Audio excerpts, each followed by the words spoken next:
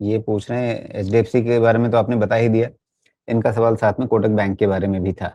तो क्या इस स्तर पर खरीदना ठीक रहेगा? ये नई खरीदारी के अवसर के तौर पे पूछ रहे हैं।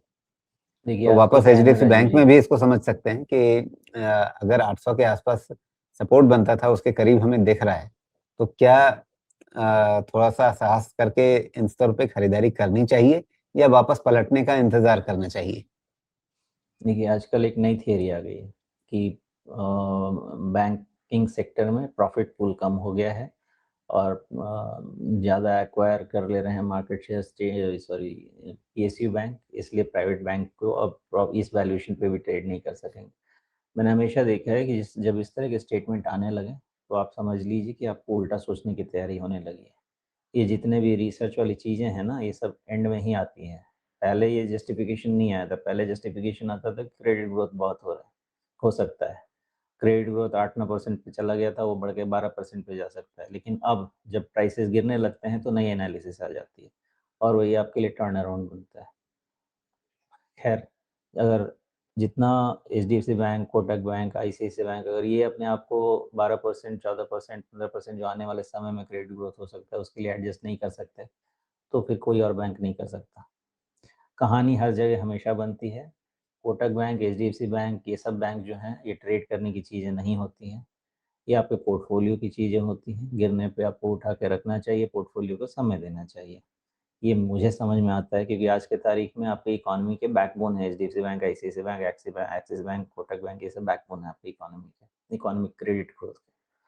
तो अब किसी को लगता है कि यहाँ पे प्रॉफिट पूल कम हो गया है तो कल को ये जस्टिफिकेशन आने लगेगा कि अब क्रेडिट ग्रोथ बढ़ रहा है। अभी जो बाजार फैक्टर कर रहा है वो वॉर फैक्टर कर रहा है, तो उसका मैं क्या जवाब दूँ, मुझे तो कोई अंदाज़ा नहीं है। और मुझे इतना समझ में आता है कि प्राइवेट बैंक्स के वैल्यूएशन रीज़नेबल हैं। अगर आप इसको अपने पोर्टफोलियो में बना के रखेंगे तो ये बैड डिसीजन नहीं होगा। हाँ, समय कितना लगेगा नो आइडिया। निफ्टी 22,000 पे रुक जाएगी कि 23,000 पे रुक जाएगी कि 20,000 पे कि 18,000 पे, ये पूरा का पूरा डिपेंड करेगा कि ऑयल प्राइसेस कैसे बिहेव करते हैं। मैं ये सोच के चल रहा हूँ कि अगर एक ग्लोबल एफर्ट लगाया जाए और ऑयल प्राइसेस में $90 के आसपास 1-2 हफ्ते के बाद स्टेबल होने लगे, तो वो झेला जा सकता है। 90, $95, $85 ये सब चीज़ झेला जा सकता है। लेकिन अगर अमेरिका सबको बर्बाद करने पे तुल ही जाएगा, ऑयल प्राइस से उसको कोई फ़र्क नहीं पड़ेगा बिकॉज़ वो तो किसी के लिए केयर करते नहीं हैं, बहुत ही सेल्फ़िश हैं। तो उस केस में हमको बहुत प्रॉब्लम है क्योंकि हमारा इतना एनर्जी डिपेंडेंस है कि हम बहुत वीक हैं, बहुत ही ज़्यादा वीक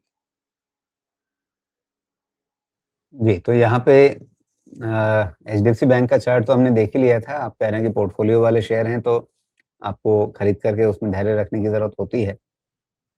कोटक का अगर आप चार्ट देखें तो ये एक गैप के पास आ रहा है, जो गैप बना था जनवरी 2025 में, और इस गैप को इसने लगभग पूरा कर लिया है। तो क्या ये स्तर है इसके लिए सपोर्ट का, या जहाँ से ये चाल शुरू हुई थी 335-36 के आसपास, ये वहाँ तक भी फिसल सकता है? वो इम्पोर्टेंट नहीं है क्योंकि नया सपोर्ट आ जाएगा, एक जाएगा नया सपोर्ट जाएगा। इम्पोर्टेंट ये है कि कोटक का बिहेवियर, सॉरी कितना लेवल आपने बोला? मैं भूल गया। नीचे। हाँ, वो देखिए इम्पोर्टेंट नहीं है। नीचे कोई भी लेवल आ सकता है क्योंकि अभी क्या है कि बाइंग इंटरेस्ट नहीं है और सबको, जो अगर कोटक बिक रहा है, एचडीएफसी बिक रहा है, तो इसका मतलब कि एफआईआईज़ दिख ही नहीं रहे हैं, जिस दाम पे है बस एग्ज़िट ले ले रहे हैं। मैंने तो यहाँ तक पढ़ा अभी कि सोवरेन फंड्स जो हैं वो भी एग्ज़िट ले रहे हैं, जो कि वो लोग बहुत स्टेबल होते हैं, वो तो लंबे-लंबे 20-20 साल के लिए, 10-10 साल के लिए वैसे इन्वेस्ट करते हैं।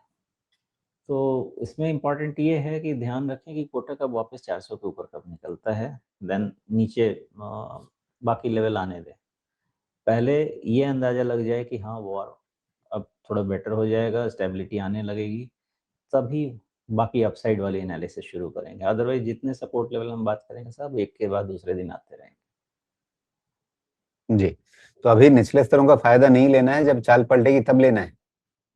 जब चाल पलटेगी तब लेना है, या फिर अगर आप इन सब बैंक को एज़ पोर्टफोलियो स्टॉक रखना चाहते हैं तो आप स्टैगर्ड फैशन में बाइंग करते रहिए। 1-2 साल में कोई भी चीज़ नुकसान तो नहीं देगी और मैंने जैसे पहले जी, रिपीट किया कि 15-18 महीने का कंसोलिडेशन अगर मार्केट दे दे तो मोस्ट ऑफ द नेगेटिव्स वो फैक्टर कर लेता है। बिल्कुल।